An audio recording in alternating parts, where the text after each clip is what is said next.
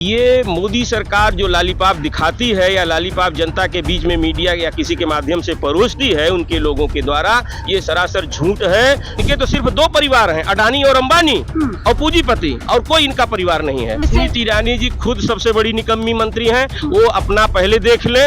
उनका एक beef house चल रहा था गोवा में, उसकी बातें सब आ गई हैं। वो क्या बोलेंगी? वो तो खुद ही पूरी तरह से उनका कैरेक्टर इस तरह से है कि वो बोलने लायक नहीं है। पीएम दिल्ली देख रहे हैं आप, मैं हूं आपके साथ शाहीन खान। चुनाव बिल्कुल दरवाजे पर है और इसी को लेकर के लगातार राजनीतिक पार्टियां बयान पर बयान दे रहे हैं। एक बयान पीएम मोदी का बहुत जोरों से चल रहा है जिसमें वो 10 साल के सवाल पर जवाब दे रहे हैं कि अभी तो एपिटाइजर है, जो मेन कोर्स है वो बाकी, यानी 2047 तक ऐसे ऐसे फैसले लिए जाएंगे जो देश देखेगा। अब वहाँ से जवाबी जो है एक तरीके से पहल की जाती है और लालू यादव इसका जवाब देते हैं कि अभी उनके एपिटाइजर में भरपूर गरीबी है, बेरोजगारी है और महंगाई है। तो सोच लीजिए आने वाले टाइम में किस तरीके से जो मेन कोर्स है उसमें क्या क्या समस्या देश के सामने आएगी। कुछ लोग हैं हमारे साथ में, उससे जुड़ूंगी। सर, किस तरीके से आप इस बयान को देखते हैं? 10 साल जो है मोदी सरकार को हो गया, जवाब का समय है, जहाँ पे पिछले 10 साल में उन्होंने क्या काम किया है। जवाब में कह रहे हैं अभी तो एपिटाइजर मेन कोर्स बाकी। देखिए, 10 साल पूरी तरह से फेलोयर रही है सरकार, पूरी तरह से फ्लॉप रही।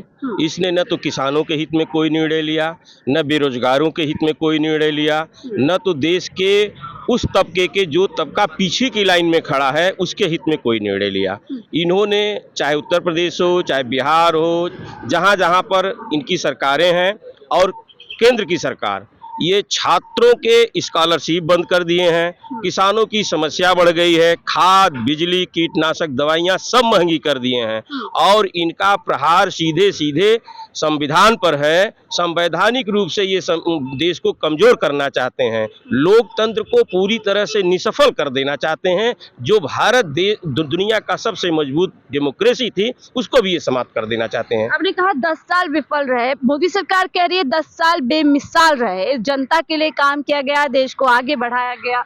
ये मोदी सरकार जो लॉलीपॉप दिखाती है या लॉलीपॉप जनता के बीच में मीडिया या किसी के माध्यम से परोसती है उनके लोगों के द्वारा, ये सरासर झूठ है। क्योंकि बेरोजगारों की इतनी लंबी फौज खड़ी है, गरीबी इतना ज़्यादा बढ़ती जा रही है। ये जो है सिर्फ पूंजीपतियों की सरकार है। ये गिने चुने 2-4 पूंजीपतियों को पूरे देश की संपत्ति, पूरे देश की संस्था सब उनके नाम कर दे रहे हैं। यही इनका 10 साल का कारनामा है और कुछ नहीं है। विपक्षी दल पर हमला करते हैं कि परिवारवाद को बचाने की कोशिश की जा रही है, ये मेरे खिलाफ चुनाव नहीं है, अपनी सत्ता बचाने के तमाम ऐसे आरोप लगे रहे। साथ ही अपने संविधान पर सवाल उठाया, उसको लेकर के पीएम मोदी ने जवाब दिया है कि संविधान अगर अम्बेडकर जी भी आ जाए तो भी नहीं बदल सकता, उनके लिए सबसे ऊपर। देखिए, जिस परिवारवाद की ये बात करते हैं, इनके परिवार में मैं पूछता हूं देश के लिए कौन शहीद हुआ है?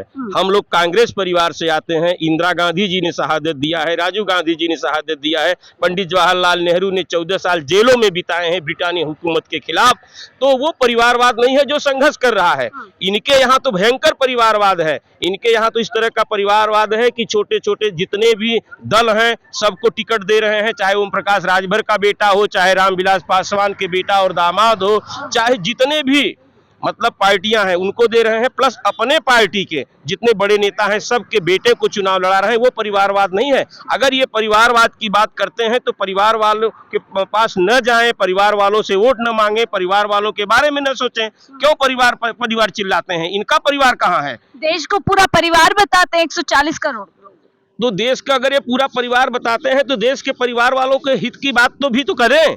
इनके तो सिर्फ दो परिवार हैं, अडानी और अंबानी और पूंजीपति, और कोई इनका परिवार नहीं है। निकम्मा बोल रही है स्मृति ईरानी जी की निकम्मा है और 10 साल में कुछ नहीं किया। फिर स्मृति ईरानी जी खुद सबसे बड़ी निकम्मी मंत्री हैं। वो अपना पहले देख ले। कुल मिलाकर के वो फर्जी डिग्री, पहली बार जब वो चुनाव लड़ती हैं तो ग्रेजुएट की डिग्री लगाती हैं, दूसरी बार जब चुनाव लड़ने जाती हैं तो इंटर की डिग्री लगाती हैं। उनका एक बीफ हाउस चल रहा था गोवा में, उसकी बातें सब आ गई हैं। वो क्या बोलेंगी? वो तो खुद ही पूरी तरह से उनका कैरेक्टर इस तरह से है कि वो बोलने लायक नहीं है।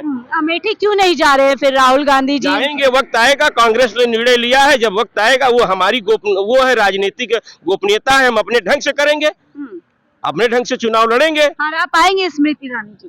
क्यों नहीं हरा पाएंगे? कितने से स्मृति ईरानी जी जीती थी? 10,000 वोट से जीती थी। हम लोग 10,000 नहीं, इस बार राहुल गांधी वहाँ 2.5 लाख से जीतेंगे। राजनाथ सिंह जी बड़ा हमला कर रहे हैं कि डायनासोर की तरह कांग्रेस का हाल होने वाला है, जैसे वो लुप्त हो गया है, अब जो है कांग्रेस का भी यही हाल होने वाला है। अरे वो पहले अपना देख लें कि उनके कहां से कहां पहुंचा दिया गया है राजनाथ को। पहले वो गृह मंत्री थे, बाद में रक्षा मंत्री बना दिया गया, इस बार मंत्रिमंडल से भी हटा दिया जाएगा।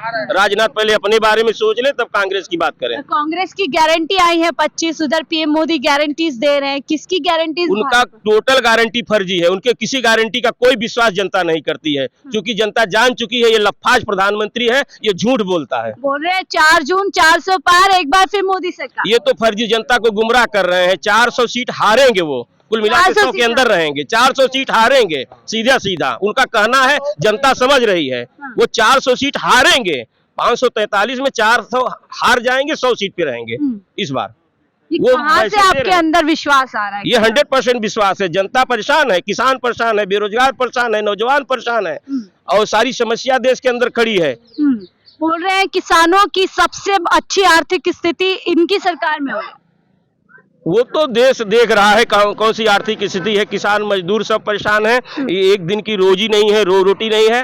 अब इस समस्या से लोग जूझ रहे हैं, इसलिए ये पूरा सरासर झूठ बोल रहे हैं। ये अपने सूचना तंत्र और अपने स्रोत के माध्यम से पोपोडंडा फैलाते हैं। ये पूरी तरह से फ्लेवर सरकार है। आपको भी सर ऐसा लगता है सरकार फेल हुई है? 10 सालों में जो काम होने थे वो नहीं हुए हैं? सरकार फेल किस मामले में आप पूछना चाह रहे हैं? बेरोजगारी, महंगाई, गरीबी, तमाम ऐसे मुद्दे थे जो जनता के लिए काम होना था। देखिए, बेरोजगारी तो इस समय मेन मुद्दा है। बेरोजगारी के कारण जो है बहुत से नौजवान जो है आत्महत्या कर रहे हैं। तो इसमें तो कोई शक ही नहीं है कि बेरोजगारी बढ़ी है। और जहाँ तक गारंटी, क्या लगता है देश के अंदर जो वोट इस बार 2024 की पड़ेगी, वो इन्हीं मुद्दे पे पड़ेगी या फिर से एक बार मंदिर, सीए, 370 ये मुद्दे हावी रहने वाले? मंदिर और मस्जिद के मुद्दे तो देखो अब सभी लोग छोड़ चुके हैं। मंदिर बन गया तो अब मुद्दा नहीं रहा है वो कोई। अब तो बेरोजगारी है मेन मुद्दा। तो बेरोजगारी पर ही जो है अब चुनाव होंगे मेरे ख्याल से। और जो गारंटी की बात है, तो मोदी जी की गारंटी मुझे लगता नहीं कोई भी उन्होंने पूरी की है। 15 लाख रुपए का उन्होंने कहा था कि भाई 15 लाख रुपए आ जाएंगे। तो कहते हैं कि 70 साल में पुराने देशों ने कुछ नहीं किया, 70 साल में पुरानी सरकार ने कुछ नहीं किया। अगर काम हुआ है तो 10 साल के अंदर हुआ है। 70 साल में अगर कुछ काम नहीं हुआ है तो ये इतने एयरपोर्ट वगैरह कैसे जो है बिक गए? इतने रेलवे स्टेशन जो है बेचे जा रहे हैं, इतनी कंपनियां बेची जा रही हैं, वो किसने बनाए थे? वो तो कांग्रेस के शासन में बने हैं। तो ये तो एक तरह से सरकार में सिर्फ परिवारवाद होता था, परिवार बचने के लिए शहजादों की सरकार, तमाम ऐसे आरोप पुरानी सरकार पे लगाए जाते हैं। तो ये आरोप तो नहीं मैं कहता इसको, ये तो अच्छी बात है। परिवार से हमें प्यार होना चाहिए। तो अगर परिवार होगा तभी तो हम जो है उसको। अब आखिरी सवाल लूंगी, 24 में आपको क्या लग रहा है, फिर से मोदी सरकार आ रही है या इस बार जा रही है? मुझे तो लगता है इस बार कांग्रेस और इसके गठबंधन जो है वो जीतेंगे। बहुत बहुत शुक्रिया हमसे बात करने के लिए।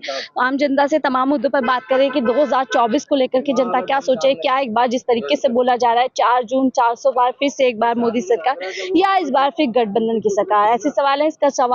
इन सवालों का जवाब 4 जून को ही मिलेगा। फिलहाल मुझे दीजिए इजाजत, मैं शाहीन खान, 4 PM दिल्ली।